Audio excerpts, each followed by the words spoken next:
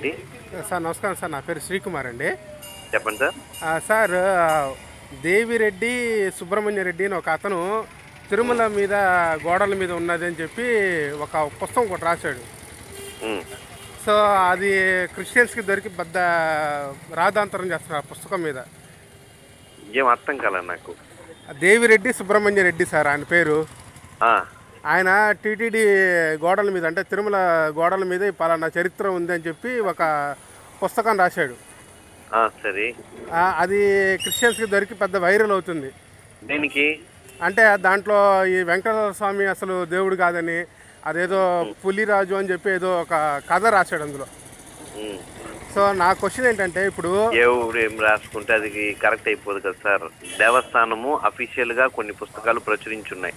Okay వాటిల్లో ఆ inscriptions అంటాము. ఓకే ఆ ఇన్స్క్రిప్షన్స్ ఉండేటివి మాత్రమే నమ్మాలి. ఓకే ఎవడు నోటికి వచ్చింది ఎవడంటే వాడు రాసేస్తే మనం దాన్ని నమ్మకూడదు సార్. Okay sir. మనము దేవుడు ఒక హిందూ మత ధర్మము దాని ప్రకారం ఏముంది, గోడల పైన ఏముంది అనేది గోడల పైన ఉన్నటివి నిజంగా చదివితేనే తెలుస్తుంది.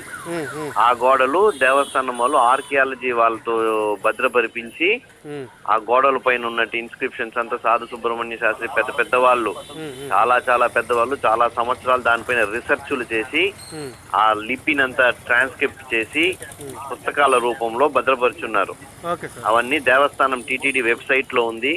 ఆ పుస్తకాలు ఇన్స్క్రిప్షన్స్ అని కొడితే వస్తుందండి. అటువంటివి టీటీడీ వెబ్సైట్ లో ఉన్నాయి. మీరు ఎటువంటి ప్రచారాలు నమ్మొద్దండి. ఎవరికి తోచింది వాళ్ళు రాసుకుంటారు. ఇప్పుడు నేను కూడా ఏదన్నా రాస్తే అది ఎవడో, ఇప్పుడు మీకు కావాల్సినట్టు మీరు రాస్తారు, నాకు కావాల్సినట్టు రాస్తాను, ఎవడికి కావాల్సింది వాడు రాస్తాడు. అంత మాత్రం అది కరెక్ట్ అయిపోదు కదా సార్. Correct sir. అంటే మీకు ఎందుకు చెప్తున్నామంటే, మీ నోటీస్కి వచ్చినప్పుడు మీరు మిగతా వారికి ఎక్స్ప్లెయిన్ చేయాలి. అవును సార్, నాకు ఒక యూట్యూబ్ ఛానల్ ఉంది సార్. దాంట్లో నేను ఒరిజినల్ టీటీడీ వాళ్ళది ఇది పుస్తకము, ఇది ఆదర్శ చేశారు అని చెప్పాలి. దానికోసమే రాయండి. దేవస్థానం వారు ఇటువంటి ఇన్స్క్రిప్షన్స్ పైన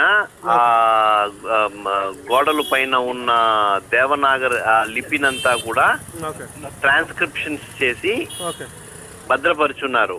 దాంట్లో ఎక్కడ గానీ ఇటువంటివి ఉండవు.